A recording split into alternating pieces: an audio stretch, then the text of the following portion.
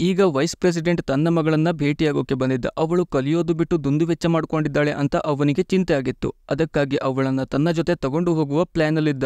ಆದರೆ ಇದು ಮ್ಯಾಡಿಗೆ ಇಷ್ಟ ಇರಲಿಲ್ಲ. ಅವಳಿಗೆ ತಂದೆ ಜೊತೆ ಇರೋದಕ್ಕಿಂತ ಇಲ್ಲಿ ಇರಬೇಕಿತ್ತು. ಅವಳ ತಂದೆ ಬಂದು ಹೋದ ಮೇಲೆ ಅವಳನ್ನ ಸಮಾಧಾನ ಮಾಡೋ ಕೆಲಸ ಆ್ಯರಿಂಗ್ಟನ್ದು ಆಗಿತ್ತು. ಅಷ್ಟರಲ್ಲಿ ಅವಳನ್ನ ಮೀಟ್ ಆಗೋಕೆ FBI ಏಜೆಂಟ್ ಬಂದಿದ್ದಾನೆ ಅಂತ ಕಾಲ್ ಬರುತ್ತೆ. ಇವಳು ಹೋಗಿ ನೋಡಿದ್ರೆ ಪೀಟರ್ ಹಾಗೂ ರೋಸ್ ಬಂದಿದ್ರು. ಪೀಟರ್ ಅವಳ ಹತ್ತಿರ ಬಾಂಬಿಂಗ್ ಆದ ದಿನದ ಬಗ್ಗೆ, ಆ ಜಾಗದ ಹತ್ತಿರ ಅವಳು ಯಾಕೆ ಇದ್ದಳು ಅಂತ ಕೇಳ್ತಾನೆ. ಅದಕ್ಕೆ ಆ್ಯರಿಂಗ್ಟನ್ ಉತ್ತರ ಕೊಡಲು ತಯಾರಿಲ್ಲ. ಅದನ್ನ ಹೇಳಬೇಕು ಅಂದ್ರೆ ಅಫಿಷಿಯಲ್ ರಿಕ್ವೆಸ್ಟ್ ಆಗಬೇಕು ಅಂತ ಹೇಳ್ತಾಳೆ.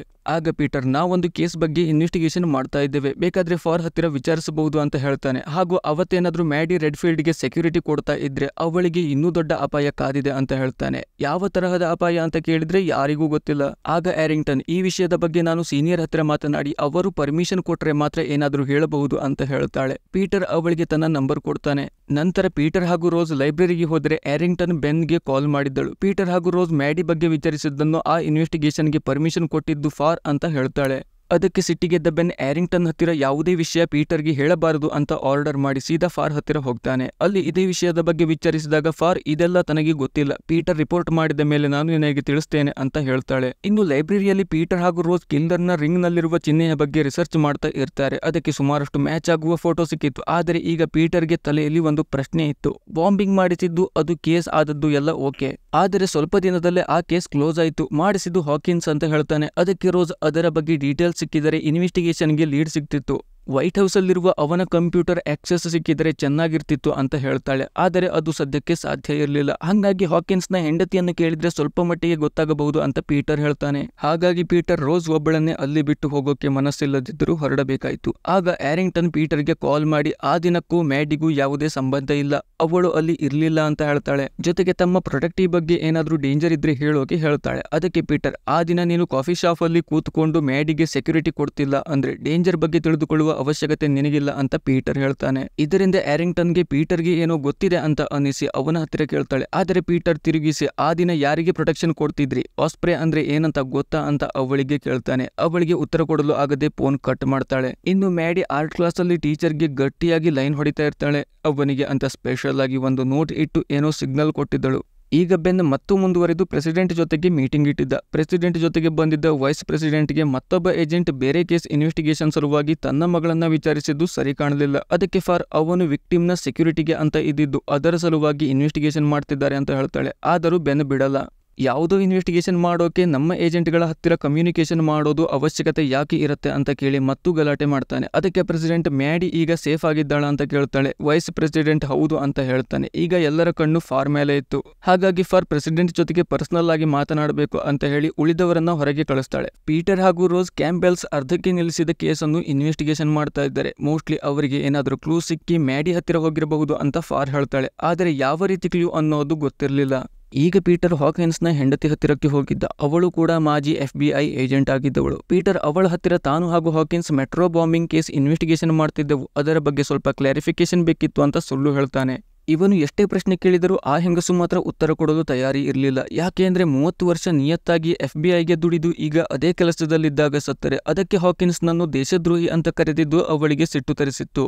ಅದನ್ನ ಕೇಳಿದ ಪೀಟರ್, ತನ್ನ ತಂದೆಗೂ ಇದೇ ಪರಿಸ್ಥಿತಿಯಾಗಿತ್ತು, ನಿಮ್ಮ ಕಷ್ಟ ನನಗೆ ಅರ್ಥ ಆಗತ್ತೆ ಅಂತ ಹೇಳ್ತಾನೆ. ಜೊತೆಗೆ ನಿಮ್ಮ ಗಂಡನಿಗೆ ಸತ್ಯ ಗೊತ್ತಾಗಿರಬಹುದು, ಅವರು ಅಮಾಯಕರಾಗಿದ್ದರು, ತಮ್ಮ ಕೆಲಸಕ್ಕೆ ಅಡ್ಡಿ ಅಂತ ಅವರ ಹೆಸರನ್ನ ಹಾಳು ಮಾಡಿರಬಹುದು. ಆದರೆ ಇದಕ್ಕೆಲ್ಲ ಕೊನೆ ಅಂತ ಕಾಣಿಸದೆ ಹೋದರೆ ಇನ್ನೂ ಕೆಟ್ಟ ಪರಿಸ್ಥಿತಿ ಉಂಟಾಗತ್ತೆ, ಅದನ್ನ ತಪ್ಪಿಸೋಕೆ ನಿಮ್ಮ ಸಹಾಯ ಬೇಕು ಅಂತ ಅವಳನ್ನ ಕನ್ವಿನ್ಸ್ ಮಾಡ್ತಾನೆ. ಸ್ವಲ್ಪ ಮಟ್ಟಿಗೆ ಕೆಲಸ ಆಗತ್ತೆ. ಆದರೆ ನನ್ನ ಗಂಡ ನಿನಗೆ ಏನಾಗಬೇಕು ಅಂತ ಕೇಳ್ತಾಳೆ. ಅದಕ್ಕೆ ಇವನಿಗೆ ಮತ್ತೆ ಸುಳ್ಳು ಮುಂದುವರಿಸಲು ಕಷ್ಟ ಆಗಿ ನಿಜ ಹೇಳ್ತಾನೆ. ನನ್ನ ಕಂಡ್ರೆ ನಿಮ್ಮ ಗಂಡನಿಗೆ ಆಗ್ತಿರ್ಲಿಲ್ಲ, ಆದರೆ ಮ್ಯಾಟರ್ ಅದಲ್ಲ. ಈಗ ನಾನು ಬಚಾವ್ ಮಾಡುವ ವ್ಯಕ್ತಿಗೆ ಹಾಗೂ ನಿಮ್ಮ ಗಂಡ ಇನ್ವೆಸ್ಟಿಗೇಷನ್ ಮಾಡ್ತಿರುವ ಕೇಸ್ಗೂ ಲಿಂಕ್ ಇದೆ, ಅದನ್ನ ತಿಳಿದುಕೊಳ್ಳಬೇಕು ಅಂತ ಹೇಳ್ತಾನೆ. ಅದಕ್ಕೆ ಆ ಹೆಂಗಸು, ಹಾಕಿನ್ಸ್ಗೆ ವೈಟ್ ಹೌಸ್ ಅಲ್ಲಿ ಯಾರೋ ಒಬ್ಬರು ಇದೆಲ್ಲದಕ್ಕೂ ಶಾಮೀಲಾಗಿದ್ದಾರೆ ಅಂತ ಅನ್ನಿಸಿತ್ತು. ಬಾಂಬಿಂಗ್ ಅಲ್ಲಿ ಸಿಕ್ಕಿದ ಯಾವುದೇ ಎವಿಡೆನ್ಸ್ ಮ್ಯಾಚ್ ಆಗ್ತಾ ಇರಲಿಲ್ಲ. ಯಾರೋ ಇದನ್ನೆಲ್ಲ ತಪ್ಪಿಸಲು ಇನ್ವೆಸ್ಟಿಗೇಷನ್ಗೆ ಇಂಟರ್ಫಿಯರ್ ಆಗ್ತಿದ್ದರು. ಬ್ಯೂರೋ ಹತ್ತಿರ ಸಸ್ಪೆಕ್ಟೆಡ್ ಲಿಸ್ಟ್ ಇತ್ತು, ಆದರೆ ಅವರು ಯಾರು ಓಮರ್ ಜೆಡಾರ್ಗೆ ಸಂಬಂಧಪಟ್ಟವರು ಆಗಿರಲಿಲ್ಲ. ಆದರೆ ಹಾಕಿನ್ಸ್ಗೆ ಅಂತಹ ಎವಿಡೆನ್ಸ್ ಸಿಕ್ಕಿತ್ತು. ಅದೆಲ್ಲವೂ ಗವರ್ನಮೆಂಟ್ ಕಾಂಟ್ರಾಕ್ಟ್ ಮಾಡಿಕೊಂಡಿರುವ ಟರ್ನ್ ಲೇಕ್ ಇಂಡಸ್ಟ್ರಿ ಕಡೆ ಬೆರಳು ಮಾಡ್ತಿತ್ತು ಅಂತ ಹೇಳ್ತಾಳೆ. ಹಾಕಿನ್ಸ್ ಕಾಣೆ ಆದ ದಿನವೂ ಅದೇ ಇಂಡಸ್ಟ್ರಿಯ ಜೊತೆಗೆ ಸೀಕ್ರೆಟ್ ಮೀಟಿಂಗ್ ಇತ್ತು. ಮೋಸ್ಟ್ಲಿ ಇಂಡಸ್ಟ್ರಿಯ CEO ಜೊತೆಗೆ ಆಗಿರಬಹುದು ಅಂತ ಹೇಳ್ತಾಳೆ. ಇನ್ನು ಟೀಚರ್ ಮನೆಗೆ ಬಂದು ಮ್ಯಾಡಿ ಕೊಟ್ಟ ಲೆಟರ್ ಅನ್ನು ಬಾಂಬರ್ ಗೆಳೆಯನಿಗೆ ಕೊಡ್ತಾನೆ. ಟೀಚರ್ಗೇನು ಮ್ಯಾಡಿ ಮೇಲೆ ಸಾಫ್ಟ್ ಕಾರ್ನರ್ ಇತ್ತು, ಆದರೆ ಇದೆಲ್ಲದಕ್ಕಿಂತ ಮುಖ್ಯ ಅವಳು ಅಪಾರ್ಟ್ಮೆಂಟ್ಗೆ ಬರೋದು ಹಾಗೂ ಅವಳಿಂದ ನಮ್ಮ ಕೆಲಸ ಮಾಡಿಸಿಕೊಳ್ಳುವುದು ಅಂತ ಬಾಂಬರ್ ಹೇಳ್ತಾನೆ. ಆದ್ರೆ ಆ ಸೆಕ್ಯೂರಿಟಿ ಟೀಮ್ ಅವಳ ಹಿಂದೆನೇ ಇರುತ್ತಲ್ಲ ಅಂತ ಅಂದ್ರೆ ಅವಳು ಮೊದಲಿನ ಹಾಗೆ ಈಗಲೂ ಆ ಸೆಕ್ಯೂರಿಟಿ ಟೀಮ್ಗೆ ಟೋಪಿ ಹಾಕಿ ತಪ್ಪಿಸಿಕೊಂಡು ಬರ್ತಾಳೆ ಅಂತ ಟೀಚರ್ ಹೇಳ್ತಾನೆ. ಈಗ ಅದೇ ಮಾಡೋಕೆ ಅಂತ ಮ್ಯಾಡಿ ಅವಳ ಫ್ರೆಂಡ್ ಹಾರ್ಪರ್ ಮನೆಯಲ್ಲಿ ಪಾರ್ಟಿ ಇದೆ ಅಂತ ಹೇಳಿಕೊಂಡು ರೆಡಿ ಆಗ್ತಿದ್ದಳು. ಅಲ್ಲಿಗೆ ಆರಿಂಗ್ಟನ್ ಬಂದು ಅವಳಿಗೆ ಪಾರ್ಟಿ ಡ್ರೆಸ್ ಸಜೆಸ್ಟ್ ಮಾಡ್ತಾಳೆ. ಜೊತೆಗೆ ತನ್ನ ತಾಯಿ ಕೊಟ್ಟಿರುವ ಲಾಕೆಟ್ ಅನ್ನು ಅವಳಿಗೆ ಕೊಡ್ತಾಳೆ. ಇನ್ನು ಪೀಟರ್ ಲೈಬ್ರರಿಗೆ ಬಂದು ಹಾಕಿನ್ಸ್ ನ ಹೆಂಡತಿ ಹೇಳಿರುವ ವಿಷಯಗಳನ್ನ ಹೇಳ್ತಾನೆ. ಅಷ್ಟರೊಳಗೆ ರೋಸ್ ಕೂಡ ಸುಮಾರಷ್ಟು ರಿಸರ್ಚ್ ಮಾಡಿದಳು. ಅವಳು ಒಬ್ಬ ವಿಕ್ಟಿಮ್ ನ ಫೋಟೋ ಕಾಣಿಸ್ತಾಳೆ. ಹೆಸರು ಆಂಡ್ರೆ ಪೆವೆಲಿಕ್ ಅಂತಾಗಿತ್ತು. ಅವನು ರಾಯಲ್ ಕುಟುಂಬಕ್ಕೆ ಸೇರಿದವನು ಹಾಗೂ ಅವನ ಕುಟುಂಬದ ಚಿಹ್ನೆ ಅದೇ ಕಿಲ್ಲರ್ ಡೇಲ್ನ ಕೈಯಲ್ಲಿದ್ದ ಉಂಗುರ ಆಗಿತ್ತು. ಕೊನೆಯದಾಗಿ ಅವನು ಪ್ರೆಸ್ ಕಾನ್ಫರೆನ್ಸ್ ಅಲ್ಲಿ ಆ ಉಂಗುರವನ್ನ ಹಾಕಿದ್ದ. ನಂತರ ಅವನು ಕಾಣೆಯಾಗಿದ್ದ. ಆದರೆ ಇವನ ಸೆಕ್ಯೂರಿಟಿ ಕಾಂಟ್ರಾಕ್ಟ್ ತಗೊಂಡಿದ್ದು ಟರ್ನ್ ಲೇಕ್ ಎಂಬ ಪ್ರೈವೇಟ್ ಸೆಕ್ಯೂರಿಟಿ ಕಂಪನಿ ಆಗಿತ್ತು. ಈಗ ಪೀಟರ್ ಇದೆಲ್ಲವನ್ನು ಫಾರ್ಗೆ ರಿಪೋರ್ಟ್ ಮಾಡ್ತಾನೆ. ಅವಳು ಇಬ್ಬರಿಗೂ ಎವಿಡೆನ್ಸ್ ತಗೊಂಡು ವೈಟ್ ಹೌಸ್ಗೆ ಬರಲು ಹೇಳ್ತಾಳೆ. ಇಷ್ಟರಲ್ಲಿ ರೋಸ್ ಮತ್ತಷ್ಟು ಎವಿಡೆನ್ಸ್ ಕಲೆಕ್ಟ್ ಮಾಡಿದಳು. ಈ ಟರ್ನ್ ಲೇಕ್ನ ಸಿಇಒ ಗಾರ್ಡನ್ ವಿಕ್ ಆಗಿದ್ದ ಹಾಗೂ ಈ ಕಂಪನಿಯಿಂದ ಸುಮಾರಷ್ಟು ದುಡ್ಡು ವೈಸ್ ಪ್ರೆಸಿಡೆಂಟ್ ರೆಡ್ ಫೀಲ್ಡ್ಗೆ ಟ್ರಾನ್ಸ್ಫರ್ ಆಗಿತ್ತು. ಇದೆಲ್ಲ ನೋಡಿದ ಮೇಲೆ ವಿಕ್ ಹಾಗೂ ರೆಡ್ ಫೀಲ್ಡ್ಗೆ ಕನೆಕ್ಷನ್ ಇದೆ. ರೆಡ್ ಫೀಲ್ಡ್ ಆ ನಂಬಿಕೆ ದ್ರೋಹಿ ಆಗಿರಬಹುದು ಅಂತ ಪೀಟರ್ ಹಾಗೂ ರೋಸ್ಗೆ ಅನಿಸುತ್ತೆ. ಇನ್ನು ಆರಿಂಗ್ಟನ್ಗೆ ಆ ದಿನದ ಶಿಫ್ಟ್ ಮುಗಿದಿತ್ತು. ಈಗ ಎರಿಕ್ನ ಶಿಫ್ಟ್ ಆಗಿತ್ತು. ಆದರೆ ಎರಿಕ್ನನ್ನು ಶಿಫ್ಟ್ ಇಂದ ಇಳಿಸಿ ತಾನು ಅವನ ಜಾಗಕ್ಕೆ ಮ್ಯಾಡಿ ಜೊತೆಯಲ್ಲಿ ಆರಿಂಗ್ಟನ್ ಹೋಗ್ತಾಳೆ. ಅಲ್ಲಿ ಫಂಕ್ಷನ್ ಚೆನ್ನಾಗಿ ನಡೆಯುತ್ತಿತ್ತು. ಆಗ ಮ್ಯಾಡಿ ವಾಶ್ರೂಮ್ಗೆ ಅಂತ ಹೋಗ್ತಾಳೆ. ಅವಳ ಜವಾಬ್ದಾರಿ ಹೊತ್ಕೊಂಡ ಆರಿಂಗ್ಟನ್ ಕಾವಲಿಗೆ ಅಂತ ಹೊರಗಡೆ ನಿಲ್ತಾಳೆ. ಇಷ್ಟಾದ ನಂತರ ಎಲ್ಲ ಎವಿಡೆನ್ಸ್ ಕಲೆಕ್ಟ್ ಮಾಡಿದ ಪೀಟರ್ ಹಾಗೂ ರೋಸ್ ಕಾರ್ ಹತ್ತಿ ವೈಟ್ ಹೌಸ್ ಕಡೆ ಹೋದರೆ ಅವರನ್ನ ಫಾಲೋ ಮಾಡಿಕೊಂಡು ಡೇಲ್ ಹಾಗೂ ಎಲೆನಾ ಬರ್ತಿದ್ದರು. ಇನ್ನು ವಾಶ್ರೂಮ್ಗೆ ಹೋದವಳು ಎಷ್ಟು ಹೊತ್ತಾದ್ರೂ ಹೊರಗೆ ಬರದೇ ಇದ್ದದನ್ನ ನೋಡಿದ ಆರಿಂಗ್ಟನ್ ಒಳಗೆ ಹೋಗ್ತಾಳೆ. ನೋಡಿದರೆ ಮ್ಯಾಡಿ ನೋಟ್ ಬರೆದಿಟ್ಟು ಕಿಟಕಿ ಹಾರಿ ಹೋಗಿದ್ದಳು. ಹೋಗಿದ್ದೆಲ್ಲಿ ಅಂತ ನೋಡಿದ್ರೆ ಅದೇ ಟೀಚರ್ನ ಮನೆಗೆ. ಅಲ್ಲಿ ಆ ಟೀಚರ್ ಮೊದಲು ಮಾತನಾಡಬೇಕು ಅಂತ ಹೇಳಿದ್ರು ಕೇಳಲ್ಲ. ಮೊದಲು ಇವಳಿಗೆ ಫಿಸಿಕಲ್ ರಿಲೇಶನ್ಶಿಪ್ ಬೆಳೆಸಬೇಕಿತ್ತು. ಈಗ ಇವಳನ್ನು ಹುಡುಕೋಕೆ ಇಡೀ ಟೀಮ್ ಅಸೆಂಬಲ್ ಮಾಡ್ತಾಳೆ ಆರಿಂಗ್ಟನ್. ಅವಳಿಗೆ ಮ್ಯಾಡಿ ಬಗ್ಗೆ ತಾನು ಏನೋ ಮಿಸ್ ಮಾಡ್ತಾ ಇದ್ದೀನಿ ಅಂತ ಅನಿಸ್ತಿತ್ತು.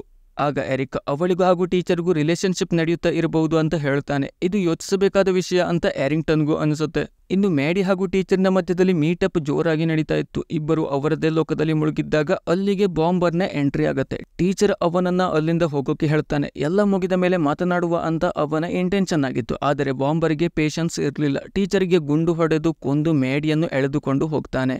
ಇದಾದ ಸುಮಾರು ಹೊತ್ತಿನ ನಂತರ ಅಲ್ಲಿಗೆ ಬಂದ ಎರಿಕ್ ಹಾಗೂ ಆರಿಂಗ್ಟನ್ಗೆ ಟೀಚರ್ನ ಡೆಡ್ ಬಾಡಿ ಬಿಟ್ಟರೆ ಮತ್ಯಾರೂ ಸಿಗಲ್ಲ. ಈಗ 2 ವರ್ಷದ ಹಿಂದೆ ಇದೇ ಡೇಲ್ ಹಾಗೂ ಎಲೆನಾ ಒಬ್ಬ ವಿಐಪಿಯ ಮರ್ಡರ್ ಮಾಡಿ ಅವನನ್ನ ಹೊಳೆಯಲ್ಲಿ ಮುಳುಗಿಸಿದ್ದರು. ಅದರ ಸವಿ ನೆನಪಿಗೆ ಅಂತ ಅವನ ರಿಂಗನ್ನ ಡೇಲ್ ಎತ್ತಿ ಇಟ್ಟುಕೊಂಡಿದ್ದ. ಅವನು ಯುಗೋಸ್ಲಾವಿಯಾದ ಪ್ರತಿಷ್ಠಿತ ಮನೆತನಕ್ಕೆ ಸೇರಿದ ವ್ಯಕ್ತಿ ಆಗಿದ್ದಕ್ಕೆ ಅವರ ಮನೆತನದ ಚಿಹ್ನೆಯ ಉಂಗುರ ಈಗ ಡೇಲ್ನ ಕೈಯಲ್ಲಿತ್ತು. ಹೀಗೆ ಪ್ರೆಸೆಂಟ್ ಅಲ್ಲಿ ಡೇಲ್ ಹಾಗೂ ಎಲೆನಾ ರೋಸ್ ಹಾಗೂ ಪೀಟರ್ನ ಹಿಂದಿಂದೆ ಫಾಲೋ ಮಾಡ್ಕೊಂಡು ಹೋಗ್ತಿದ್ದರು. ಪೀಟರ್ಗೆ ಯಾರೋ ತಮ್ಮನ್ನ ಫಾಲೋ ಮಾಡಿಕೊಂಡು ಬರ್ತಿರುವ ಹಾಗೆ ಅನ್ನಿಸ್ತಾ ಇತ್ತು. ಜೊತೆಗೆ ರೋಸ್ಳ ಸೆಕ್ಯೂರಿಟಿ ಅವನಿಗೆ ಮೇನ್ ಆಗಿತ್ತು. ಹಾಗಾಗಿ ವೈಟ್ ಹೌಸ್ಗೆ ಹೋಗೋದು ಬಿಟ್ಟು ಅವಳನ್ನ ಸೇಫ್ ಆಗಿಡೋಕೆ ಅಂತ ಬೇರೆ ದಾರಿಗೆ ಕಾರ್ ಡ್ರೈವ್ ಮಾಡ್ತಾನೆ. ಹಿಂದೆ ಬರ್ತಿದ್ದ ಡೇಲ್ಗೆ ಮುಂದೆ ಹೋಗಿರುವ ಪೀಟರ್ಗೆ ತಾವು ಬರ್ತಿರುವುದು ಗೊತ್ತಾಗಿದೆ ಅಂತ ಅನ್ನಿಸಿ ಕಾರನ್ನ ಬೇರೆ ರಸ್ತೆಗೆ ಓಡಿಸಲು ಎಲೆನಾ ಹತ್ತಿರ ಹೇಳ್ತಾನೆ. ಇದಾದ ನಂತರ ಪೀಟರ್ ರೋಸ್ಗಳನ್ನು ತಗೊಂಡು ಸಿಸ್ಕಾ ಇದ್ದಲ್ಲಿ ಬಂದಿದ್ದ. ಅಲ್ಲಿ ಅವಳನ್ನ ಸ್ವಲ್ಪ ಹೊತ್ತು ಬಿಟ್ಟು ತಾನೊಬ್ಬನೇ ಹೋಗಿ ಫಾರ್ ಹತ್ತಿರ ಎಲ್ಲ ಎವಿಡೆನ್ಸ್ ಕೊಟ್ಟು ಬರೋದು ಅಂತ ಅವನ ಪ್ಲಾನ್ ಆಗಿತ್ತು. ಇಷ್ಟರಲ್ಲಿ ಏನಾದರೂ ಎಮರ್ಜೆನ್ಸಿ ಆದ್ರೆ ಫಿಶಿಂಗ್ ಪಿಯರ್ ಹತ್ತಿರ ಮೀಟ್ ಆಗೋದು ಅಂತ ಹೇಳಿದ ಪೀಟರ್ ಅಲ್ಲಿಂದ ಸಿಸ್ಕಾನ ಕಾರ್ ತಗೊಂಡು ವೈಟ್ ಹೌಸ್ಗೆ ಹೊರಡುತ್ತಾನೆ. ಇನ್ನು ಟೀಚರ್ನ ಮನೆಯಲ್ಲಿ ಎರಿಕ್ ಹಾಗೂ ಆರಿಂಗ್ಟನ್ ಜೊತೆಗೆ ಸುಮಾರಷ್ಟು ಏಜೆಂಟ್ಗಳು, ಫಾರೆನ್ಸಿಕ್ ಟೀಮ್ ಅವರೆಲ್ಲ ಬಂದು ಇನ್ವೆಸ್ಟಿಗೇಷನ್ ಮಾಡ್ತಿದ್ದರು. ಅಲ್ಲಿ ಎರಿಕ್ಗೆ ಸಿಕ್ಕ ಎವಿಡೆನ್ಸ್ ಪ್ರಕಾರ ಮ್ಯಾಡಿ ಹಾಗೂ ಟೀಚರ್ ಸುಮಾರು ದಿನದಿಂದ ಓಡಿ ಹೋಗೋಕೆ ಪ್ಲಾನ್ ಮಾಡ್ತಿದ್ದರು ಅಂತ ಮಾತ್ರ ಗೊತ್ತಾಗತ್ತೆ. ಇದಾದ ನಂತರ ಅಲ್ಲಿಗೆ ಬಂದ ಬೆನ್ ಆರಿಂಗ್ಟನ್ಗೆ ಒಂದಷ್ಟು ಬೈದು ಈ ಕೇಸ್ ಅವಳ ಹತ್ತಿರ ಹ್ಯಾಂಡಲ್ ಮಾಡೋಕೆ ಸಾಧ್ಯ ಇಲ್ಲ ಅಂತ ಹೇಳಿ ಅವಳ ಪೊಸಿಷನ್ ಅಂಡ್ ಪವರ್ ಅನ್ನು ಸಂಪೂರ್ಣವಾಗಿ ಎರಿಕ್ಗೆ ಕೊಡ್ತಾನೆ. ಜೊತೆಗೆ ಅವಳಿಗೆ ಮನೆಗೆ ಹೋಗಿ ಮಲ್ಕೊಳ್ಳೋದಕ್ಕೆ ಹೇಳ್ತಾನೆ. ಆಗ ಎರಿಕ್ ಅವಳ ಪರವಾಗಿ ಮಾತನಾಡಿ ಮ್ಯಾಡಿ ಹೆಂಗೆ ಅಂತ ಇವಳಿಗೆ ಮಾತ್ರ ಗೊತ್ತು, ತುಂಬಾ ಹತ್ತಿರದಿಂದ ಅವಳನ್ನ ನೋಡ್ತಾ ಬಂದಿದ್ದಾಳೆ, ಹಾಗಾಗಿ ಈ ಕೇಸ್ ಲೀಡ್ ಮಾಡೋಕೆ ಇವಳು ಟೀಮಲ್ಲಿ ಇರಬೇಕು ಅಂತ ಹೇಳಿ ಅವಳನ್ನ ಮತ್ತೆ ಜಾಯಿನ್ ಮಾಡಿಸಿಕೊಳ್ತಾನೆ. ಈಗ ಸಿಸ್ಕಾನ ಅಪಾರ್ಟ್ಮೆಂಟ್ ಹತ್ತಿರ ಡೇಲ್ ಹಾಗೂ ಎಲೆನಾ ಬಂದಿದ್ದರು. ಆರ್ಡರ್ ಸಿಕ್ಕುವವರೆಗೂ ಹೊರಗೆ ಕಾಯುವ ಕೆಲಸ ಅವರದ್ದಾಗಿತ್ತು. ಇನ್ನು ಇನ್ವೆಸ್ಟಿಗೇಷನ್ ಮಾಡ್ತಿದ್ದ ಆರಿಂಗ್ಟನ್ ಹಾಗೂ ಎರಿಕ್ಗೆ ಮ್ಯಾಡಿಯ ಬಾಕ್ಸ್ ಅಲ್ಲಿ ನ್ಯೂ ಲೀಫ್ ಎಂಬ ಆರ್ಗನೈಸೇಷನ್ ನ ಪ್ಯಾಂಪ್ಲೆಟ್ ಸಿಗುತ್ತೆ. ಅದರಲ್ಲಿ ಟೀಚರ್ನ ಸಹಿ ಇತ್ತು. ಅದೇ ಆರ್ಗನೈಸೇಷನ್ ಬಗ್ಗೆ ಗೂಗಲ್ ಮಾಡಿದಾಗ ಒಂದು ಫೋಟೋದಲ್ಲಿ ಒಬ್ಬ ಟ್ಯಾಟೂ ಹಾಕಿರುವವನು ಕಾಣ್ತಾನೆ. ಅದೇ ಟ್ಯಾಟೂ ಹಾಕಿರುವ ವ್ಯಕ್ತಿಯ ಚಿತ್ರವನ್ನು ಟೀಚರ್ ಬಿಡಿಸಿದ್ದ. ಅದು ಕೂಡ ಇವರಿಬ್ಬರಿಗೆ ಸಿಕ್ಕಿತ್ತು. ಹಾಗಾಗಿ ಇದಕ್ಕೆಲ್ಲ ಅವನು ಕಾರಣ ಆಗಿರಬಹುದು ಎಂಬ ಡೌಟ್ ಶುರು ಆಗುತ್ತೆ. ಈಗ ವೈಟ್ ಹೌಸ್ ಅಲ್ಲಿ ಪೀಟರ್ ಫಾರ್ಗೆ ಇನ್ವೆಸ್ಟಿಗೇಷನ್ ಅಲ್ಲಿ ಸಿಕ್ಕ ಸುಳಿವನ್ನು ಹೇಳ್ತಾ ಹೋಗ್ತಾನೆ. ಮೆಟ್ರೋ ಬಾಂಬಿಂಗ್ ಮಾಡಿಸಿದ್ದು ಟರ್ನ್ ಲೇಕ್ ಇಂಡಸ್ಟ್ರಿ, ಅವರ ಟಾರ್ಗೆಟ್ ಓಮರ್ ಝಡರ್ ಆಗಿರಬಹುದು. ಆ ದಿನ ಹಾಕಿನ್ಸ್ ಹೋಗಿದ್ದು ಕೂಡ ಇದೇ ಇಂಡಸ್ಟ್ರಿಯ ಜೊತೆಗೆ ಸೀಕ್ರೆಟ್ ಮೀಟಿಂಗ್ಗೆ. ಅದಾದ ನಂತರ ಅವನು ಇಲ್ಲ, ಇಷ್ಟೆಲ್ಲ ಮಾಡ್ತಿರುವ ಟರ್ನ್ ಲೇಕ್ ಇಂಡಸ್ಟ್ರಿಗೆ ವೈಟ್ ಹೌಸ್ ಇಂದ ಪ್ರತಿಯೊಂದು ಇನ್ಫಾರ್ಮೇಶನ್ ಹೋಗ್ತಾ ಇದೆ ಅಂತ ಹೇಳ್ತಾ ವೈಸ್ ಪ್ರೆಸಿಡೆಂಟ್ ಹಾಗೂ ಟರ್ನ್ ಲೇಕ್ ಇಂಡಸ್ಟ್ರಿಯ ಜೊತೆಗಿನ ಸಂಬಂಧ ವಿವರಿಸುವ ಒಂದು ಫೈಲ್ ಅನ್ನ ಫಾರ್ ಹತ್ತಿರ ಕೊಡ್ತಾನೆ. ಇದನ್ನೆಲ್ಲ ನೋಡಿದ ಫಾರ್ ಪ್ರೆಸಿಡೆಂಟ್ ಜೊತೆಗೆ ಮೀಟಿಂಗ್ ಫಿಕ್ಸ್ ಮಾಡ್ತೇನೆ, ನೀನು ಆ ಪೊಲೀಸ್ ಫ್ರೆಂಡ್ ಜೊತೆಯಲ್ಲಿರುವ ರೋಸ್ಗಳನ್ನು ಕರೆದುಕೊಂಡು ಮೀಟಿಂಗ್ಗೆ ಬಂದು ಬಿಡು ಅಂತ ಹೇಳ್ತಾಳೆ. ಆಗ ಪೀಟರ್ಗೆ ದಿಗಿಲು ಬಡಿಯುತ್ತೆ. ರೋಸ್ ಯಾಕೆ ಬರಲಿಲ್ಲ ಅಂತ ಕೇಳಿದಾಗ ಅವಳನ್ನ ಫ್ರೆಂಡ್ ಮನೆಯಲ್ಲಿ ಬಿಟ್ಟು ಬಂದಿದ್ದೇನೆ ಅಂತ ಮಾತ್ರ ಪೀಟರ್ ಹೇಳಿದ್ದ. ಆದ್ರೆ ಫಾರ್ಗೆ ಆ ಫ್ರೆಂಡ್ ಒಬ್ಬ ಪೊಲೀಸ್ ಅಂತ ಹೇಗೆ ಗೊತ್ತಾಯ್ತು ಅಂತ ಪೀಟರ್ಗೆ ಶಾಕ್. ತಕ್ಷಣ ಫೋನ್ ಮಾಡಿ ರೋಸ್ ಹಾಗೂ ಸಿಸ್ಕಾ ಹತ್ತಿರ ಅಲ್ಲಿಂದ ಫಿಶಿಂಗ್ ಪಿಯರ್ ಹತ್ತಿರ ಬರಲು ಹೇಳ್ತಾನೆ. ಅದೇ ತರಹ ಈ ಕಡೆ ಫಾರ್ ಗಾರ್ಡನ್ ವಿಕ್ಗೆ ಕಾಲ್ ಮಾಡಿ ಅವನ ಹಾಗೂ ವೈಸ್ ಪ್ರೆಸಿಡೆಂಟ್ ಸಂಬಂಧ ಮೆಟ್ರೋ ಬಾಂಬಿಂಗ್ ಜೊತೆಗೆ ಇರೋದು ಪೀಟರ್ಗೆ ಗೊತ್ತಾಗಿದೆ, ಅವನನ್ನ ನಾನು ಈಗಲೇ ಅರೆಸ್ಟ್ ಮಾಡಿಸಿ ಇಡ್ತೇನೆ, ನೀನು ರೋಸ್ ಕಥೆ ಮುಗಿಸು ಅಂತ ಹೇಳ್ತಾಳೆ. ಈಗ ಡೇಲ್ ಹಾಗೂ ಎಲಿನಾಗೆ ಆರ್ಡರ್ ಸಿಕ್ಕಿತು. ಅವರು ಸಿಸ್ಕಾ ಹಾಗೂ ರೋಸ್ ಹೋಗ್ತಿದ್ದ ಕಾರನ್ನು ಚೇಸ್ ಮಾಡಿಕೊಂಡು ಹೋಗ್ತಾರೆ. ವೈಟ್ ಹೌಸ್ ಅಲ್ಲಿ ಫಾರ್ಳ ಪ್ಲಾನ್ ಗೊತ್ತಾದ ಪೀಟರ್ ಅಲ್ಲಿಂದ ತಪ್ಪಿಸಿಕೊಂಡು ಓಡ್ತಿದ್ದ. ಅಲ್ಲಿದ್ದ ಎಲ್ಲ ಏಜೆಂಟ್ಗಳನ್ನ ಪೀಟರ್ ಹಿಂದೆ ಬಿಡಲಾಗಿತ್ತು. ಅವನು ಮೊದಲಿಗೆ ತನ್ನ ಐಡಿ ಸ್ಕ್ಯಾನ್ ಮಾಡಿಕೊಂಡು ಡೋರ್ ಲಾಕ್ ಓಪನ್ ಮಾಡಿಕೊಳ್ತಿದ್ದ, ಆದರೆ ಈಗ ಅದನ್ನು ಡಿಸೇಬಲ್ ಮಾಡಲಾಗಿತ್ತು. ಆಗ ಸಿಕ್ಕಿದ ಬೇಸ್ಮೆಂಟ್ ವರ್ಕರ್ ಲಿಯಮ್ನನ್ನು ಗಲಿಬಿಲಿ ಮಾಡಿ ಅವನ ಪಾಸನ್ನ ಎತ್ತಿಕೊಂಡು ಪೀಟರ್ ಡೋರ್ ಓಪನ್ ಮಾಡಿಕೊಳ್ತಾನೆ. ಇನ್ನೇನು ತಪ್ಪಿಸಿಕೊಳ್ಳುವ ಅಂತ ಬೇಸ್ಮೆಂಟ್ಗೆ ಹೋಗಿರ್ತಾನೆ. ಆಗ ಅಲ್ಲಿ ಮತ್ತೊಂದಷ್ಟು ಏಜೆಂಟ್ಗಳು ಅವನ ಬೆನ್ನು ಹಿಡಿತಾರೆ.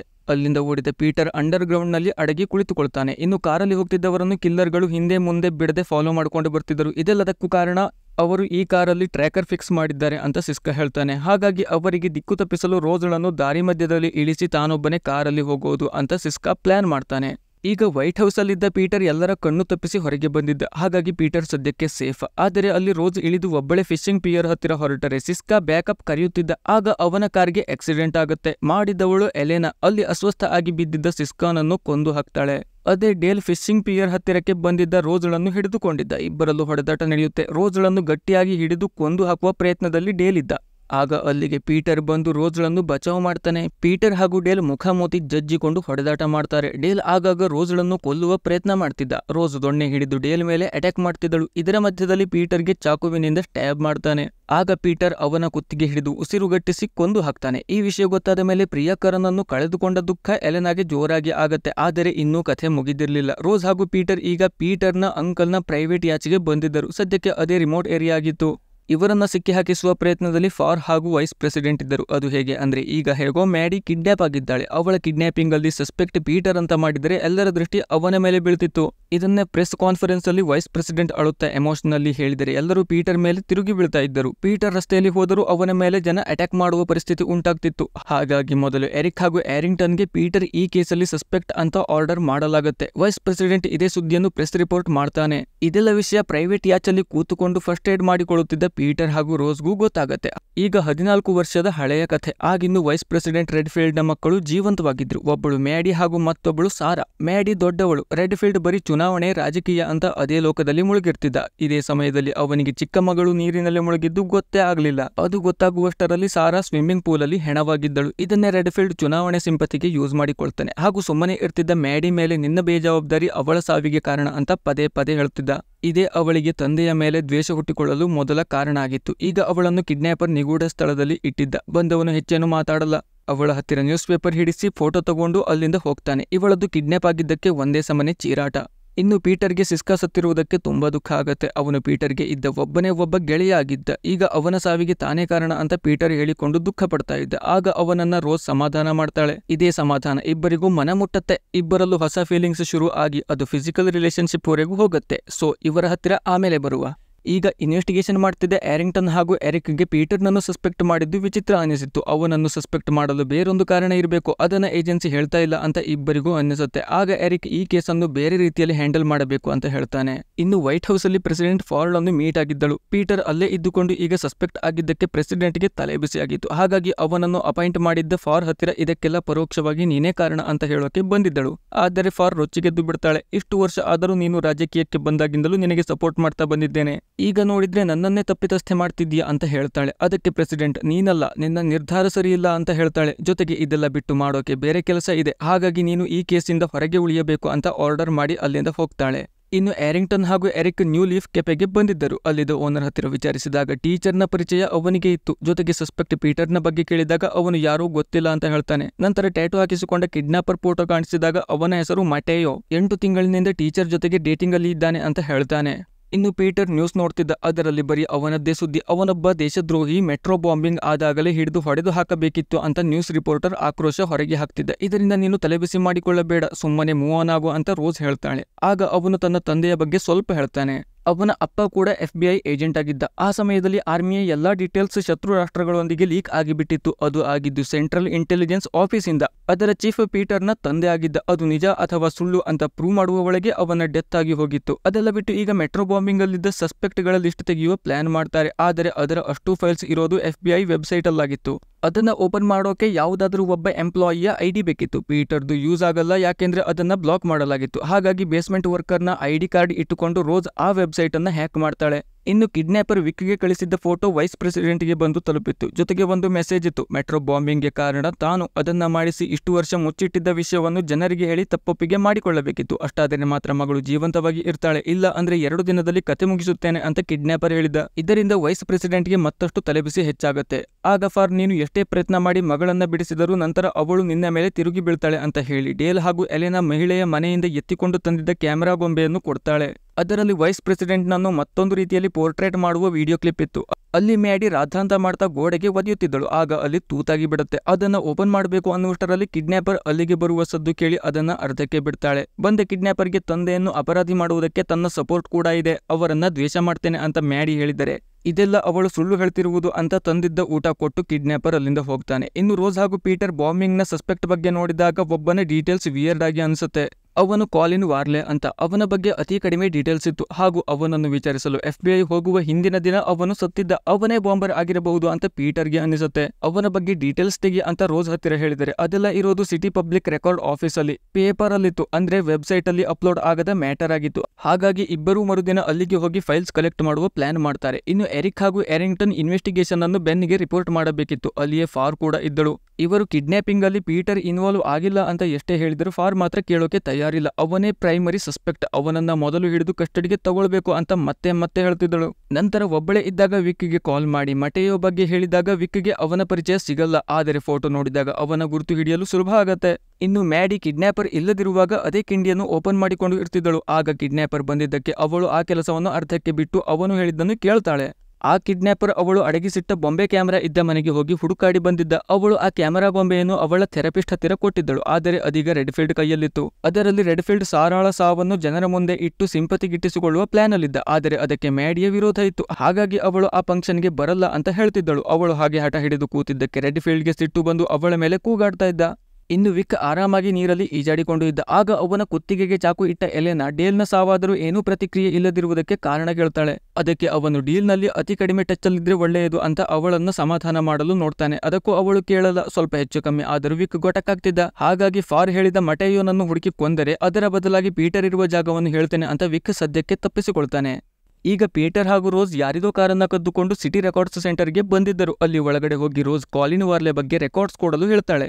ಅದಕ್ಕೆ ID ಪ್ರೂಫ್ ಕಾಣಿಸಬೇಕಿತ್ತು. ಹಾಗೆ ಫಾರ್ಮ್ ತುಂಬಿ ಕೊಡಬೇಕಿತ್ತು. ID ಏನೋ ಕಾಣಿಸ್ತಾಳೆ, ಆದ್ರೆ ಫಾರ್ಮ್ ತುಂಬಿದರೆ ಇವರ ಸುಳಿವು ಬಿಟ್ಟು ಹೋದ ಹಾಗೆ ಆಗ್ತಿತ್ತು. ಹಾಗಾಗಿ ಮತ್ತೊಂದು ಸುಳ್ಳು ಹೇಳಿ ಆ ಎಂಪ್ಲಾಯಿಯ ಮಗನಿಗೆ ಅಡ್ಮಿಷನ್ ಕೊಡಿಸಲು ಸಹಾಯ ಮಾಡ್ತೇನೆ ಅಂತ ಹೇಳಿ ಫಾರ್ಮ್ ತುಂಬದೆ ಫೈಲ್ಸ್ ಕಲೆಕ್ಟ್ ಮಾಡುವ ಪ್ರಯತ್ನ ಮಾಡ್ತಾಳೆ. ಆದರೆ ಯಾವುದೂ ಯೂಸ್ ಇಲ್ಲ. ಹೊರಗೆ ನೋಡಿದ್ರೆ ಒಂದಷ್ಟು ಜನ ಪೀಟರ್ನನ್ನು ಗುರುತು ಹಿಡಿದಿದ್ದರು. ಅವರು ಅಟ್ಯಾಕ್ ಮಾಡ್ತಾರೆ ಅಂತ ಗೊತ್ತಾದ ಕೂಡಲೇ ಪೀಟರ್ ಅಲ್ಲಿಂದ ಹೊರಟು ಬಿಡ್ತಾನೆ. ಈಗ ಕೆಲಸ ಆಗಿಲ್ಲ ಅಂತ ರೋಸ್ ವಾಪಸ್ ಬರ್ತಾ ಇರ್ತಾಳೆ. ಆಗ ಮತ್ತೆ ಆ ಹೆಂಗಸು ಬಂದು ಅವಳು ಕೇಳಿದ್ದ ಫೈಲ್ಸ್ ಕೊಟ್ಟು ಒಳಗೆ CCTV ಇತ್ತು, ಹಾಗಾಗಿ ಕೊಡೋಕೆ ಆಗ್ಲಿಲ್ಲ ಅಂತ ಹೇಳ್ತಾಳೆ. ಫೈಲ್ ಏನೋ ಸಿಕ್ಕಿತ್ತು, ಆದ್ರೆ ಹೊರಗಡೆ ಪೀಟರ್ ಇರ್ಲಿಲ್ಲ. ಅವನನ್ನ ಹಿಡಿಯಬೇಕು ಅಂತ ಬಂದಿದ್ದ ದಾಂಡಿಗರು ಈಗ ಇವಳನ್ನ ಅಡ್ಡಗಡ್ತಾರೆ. ಇವಳು ಅವರಿಗೆ ತುಪ್ಪಕ್ಕಂತ ಉಗಿದು ಅಲ್ಲಿಂದ ಓಡಿದರೂ ಬಿಡಲ್ಲ, ಸುತ್ತುವರೆದು ಬಿಡ್ತಾರೆ, ತೊಂದರೆ ಕೊಡೋಕೆ ಶುರು ಮಾಡ್ತಾರೆ. ಇದನ್ನೆಲ್ಲ ವಿಡಿಯೋ ಮಾಡಿಕೊಳ್ತಾ ಇದ್ದರು. ಆಗ ಅಲ್ಲಿಗೆ ಪೀಟರ್ ಬಂದು ಫ್ಲೇರ್ ಗನ್ನಲ್ಲಿ ಬುಲೆಟ್ ಹೊಡೆದು ಅವರನ್ನೆಲ್ಲ ಬೆದರಿಸಿ ಓಡಿಸ್ತಾನೆ. ಇದಾದ ನಂತರ ಎರಿಕ್ ಹಾಗೂ ಆರಿಂಗ್ಟನ್ ಪೀಟರ್ನ ತಂದೆಯ ಫ್ರೆಂಡ್ ವಿಲ್ಸನ್ ನನ್ನು ಮೀಟ್ ಆಗಿದ್ದರು. ಅವನು ಪ್ರೆಸ್ ರಿಪೋರ್ಟರ್ ಆಗಿದ್ದ. ಪೀಟರ್ನ ತಂದೆ ನಿರಪರಾಧಿ ಅಂತ ಗೊತ್ತಿದ್ರು ಅವನ ವಿರುದ್ಧವಾಗಿ ಆರ್ಟಿಕಲ್ ಪಬ್ಲಿಷ್ ಮಾಡಿದ್ದ. ಹಾಗಾಗಿ ಪೀಟರ್ ಸದ್ಯಕ್ಕೆ ಅವನ ಜೊತೆ ಟಚ್ ಅಲ್ಲಿ ಇಲ್ಲಾಗಿತ್ತು. ಮತ್ತೊಂದು ವಿಷಯ ಏನಂದ್ರೆ ಪೀಟರ್ ಈಗ ಇರುವಂತಹ ಬೋಟ್ ಇದೇ ವಿಲ್ಸನ್. ಸುಮಾರು ಪ್ರಶ್ನೆ ಕೇಳಿದರೂ ಏಜೆಂಟ್ಗಳಿಗೆ ಪೀಟರ್ ಎಲ್ಲಿದ್ದಾನೆ ಅಂತ ಗೊತ್ತಾಗಲ್ಲ. ಆಗ ಅವರಿಗೆ ವಿಲ್ಸನ್ ಹಾಗೂ ಪೀಟರ್ ಬೋಟ್ ಹತ್ತಿರ ನಿಂತಿರುವ ಹಳೆಯ ಫೋಟೋ ಕಾಣಿಸುತ್ತೆ. ಅದೇ ಈಗ ಮೊದಲ ಲೀಡ್ ಆಗಿತ್ತು. ಬೋಟ್ ಅಲ್ಲಿ ತಂದಿದ್ದ ಫೈಲ್ ನೋಡ್ತಾ ಇದ್ದಾಗ ಕಾಲಿನ್ ವಾರ್ಲೆನೆ ಬಾಂಬಿಂಗ್ ಮಾಡಿದ್ದು ಅಂತ ಗೊತ್ತಾಗತ್ತೆ. ಅಂದ್ರೆ ಟರ್ನ್ ಲೇಕ್ ಇಂಡಸ್ಟ್ರಿ ಅವನಿಗೆ ಡೀಲ್ ಕೊಟ್ಟಿತ್ತು. ಆದ್ರೆ ತಮ್ಮ ಹೆಸರು ಹೊರಗೆ ಬೀಳುತ್ತೆ ಅಂತ ಗೊತ್ತಾದಾಗ ಅವನನ್ನೇ ಕೊಂದು ಹಾಕಿದೆ ಅಂತ ಅನಿಸುತ್ತೆ. ಇದರ ವಿಚಾರವಾಗಿ ಅವನ ಪರಿಚಯ ಇರುವವರ ಹತ್ತಿರ ವಿಚಾರಿಸಬೇಕು ಅಂತ ಇಬ್ಬರು ಹೊರಗೆ ಹೋಗ್ತಾ ಇರ್ತಾರೆ. ಅಷ್ಟರಲ್ಲಿ ಎರಿಕ್ ಹಾಗೂ ಆರಿಂಗ್ಟನ್ ಅಲ್ಲಿಗೆ ಬಂದು ಇವರನ್ನ ಲಾಕ್ ಮಾಡಿಕೊಂಡು ಬಿಡ್ತಾರೆ.